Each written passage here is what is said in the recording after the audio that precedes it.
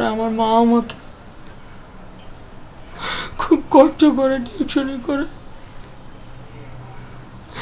টিউশনি করে চিকিৎসা চালিয়ে নিয়েছে, কিন্তু এখন এমন অবস্থা, আমার মায়েরও ক্যান্সার, আমারও এই সমস্যা, আমরা আর কুল কিনারা নাই।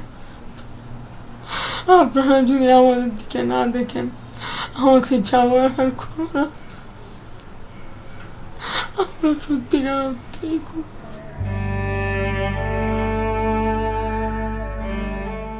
22 বছর বয়সী তারেক জন্ম থেকেই হিমোফিলিয়া নামক এক বিরল ও জটিল রক্তক্ষরণ জনিত রোগে ভুগছেন তিনি। এই রোগে শরীরে একবার রক্তক্ষরণ হলে তা থামানো যায় না সহজে। তার ওপর প্রতি মাসে দরকার পড়ে ব্যয়বহুল ফ্যাক্টর 8 ইনজেকশন ও প্লাজমা রক্তের।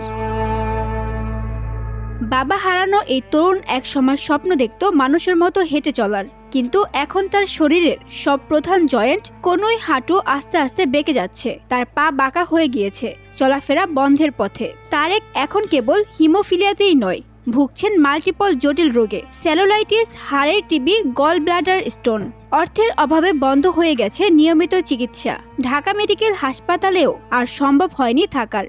আমাদের রক্তক্ষরণ বন্ধ হয় না, আমাদের নর্মাল একটু কাটলেই সেখানে অনেক ফ্যাক্টরি দিতে হয়, যে দামি যে ফ্যাক্টরি ইঞ্জেকশনটা, যেটা অনেক মূল্য, এবং যে সার্জারি প্রসিডিউরে গেলে আমাদের অনেক পরিমাণ ফ্যাক্টর 8 দরকার হবে।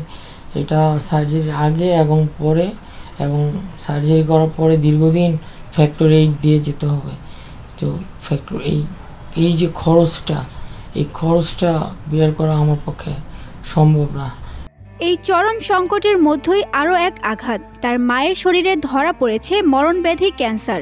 একজন পুত্র চিকিৎসার জন্য লড়াই করছে, আর মায়ের প্রাণও এখন ঝুঁকিতে। আমার মায়ের ক্যান্সার, আমার বাবা 2013 সালে মারা যান। আমার মায়ের ক্যান্সার ধরা পড়ে 2021 সালে, এবং তিনি একজন ক্যান্সার সার্ভাইভার। তারপরও তিনি টুকটাক টিউশনি করে আমাদের সংসারটা চলতো। একটি পরিবারের নিঃশব্দ কান্না যেন কেউ শুনতে পাচ্ছে না। তারেকের চোখে এখনো আশার আলো আছে, যদি সাহায্যের হাত বাড়ায় সমাজের বিত্তমান লোক। আমি 2024-এর পর থেকে এত বেশি অসুস্থ, আমি হাসপাতালে ছিলাম প্রায় 9 মাস, আর 25 সালের দিকে 4 মাস। এই এতদিন হাসপাতালে থাকার কারণে আমার আম্মুর একটাও টিউশনি নাই, আর আমার কোনো ইনকামও নাই যে আমি কন্ট্রিবিউট করব। এখন বিভিন্ন মানুষের দান অনুদান, এটাই আমার একমাত্র ভরসা। এখন এই সময় তারেক ও তার মায়ের পাশে দাঁড়াবার।